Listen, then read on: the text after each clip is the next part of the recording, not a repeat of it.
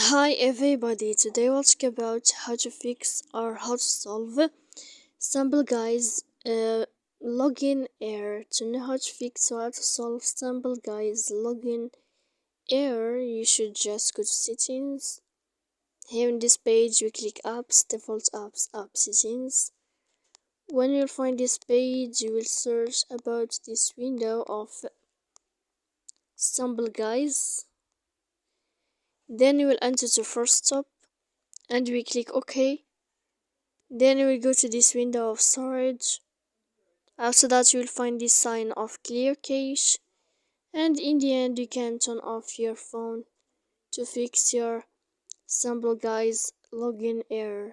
So please don't forget to support us by like and subscribe. See you next time in another video, and thank you for watching.